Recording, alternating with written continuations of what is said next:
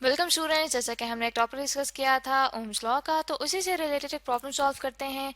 तो आइए देखते हैं हमारे पास प्रॉब्लम क्या है।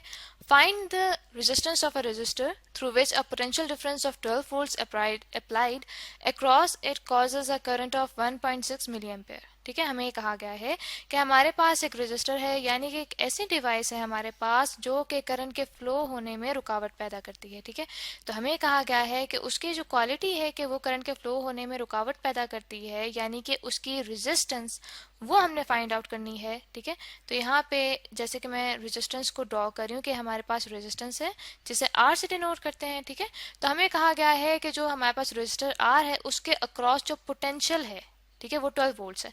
यानी कि इसके एक एंड की तरफ हम कह सकते हैं कि हमारे पास फॉर एग्जांपल इलेक्ट्रॉन्स की कमी है, तो इसके दूसरे एंड पे हमारे पास इलेक्ट्रॉन्स की ज्यादती होगी, यानी कि इस रेजिस्टर के अक्रॉस इन चार्जेस की ज्यादती और कमी की वजह से जो हमारे पास पोटेंशियल आ रहा है वो हमारे पास कितना है, वो है हमारे पास 12 वोल्ट्स। ठीक है, और हमें ये कहा गया है कि ये जो हमारे पास पोटेंशियल है, ठीक है, जो कि 12 वोल्ट्स का है, इसके वजह से जो हमारे पास रेजिस्टर के अक्रॉस हमारे पास करंट पास हो सकता है, वो कितना हो सकता है, वो है 1.6 मिली एम्पेयर।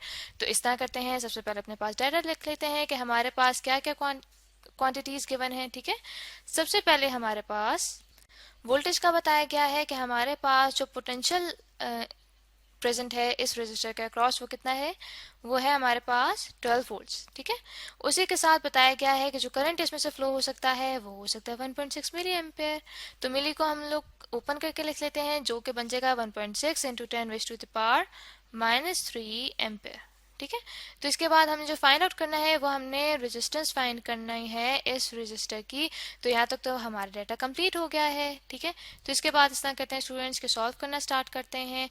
तो हमारे पास ओम्स लॉ के मुताबिक जो पोटेंशियल होता है वो इक्वल होता है करंट के प्रोडक्ट के, जो कि रेजिस्टेंस के साथ उसका प्रोडक्ट आ रहा है आई आर। ठीक है, तो यहाँ से अगर हम रेजिस्टेंस की वैल्यू निकालना चाहें तो हमारे पास आ जाएगा R equals to V by I. तो यहाँ पे जब हम पोटेंशियल की वैल्यू पुट करें तो हमारे पास पोटेंशियल है 12 वोल्ट्स और करंट है हमारे पास 1.6 into 10 raise to the power -3 ampere. तो जब मैंने कैलकुलेटर से कैलकुलेट किया है तो मेरे पास स्टूडेंट्स वैल्यू आ रही है रेजिस्टेंस की, जो कि है 7.5 into 10 raise to the power 3।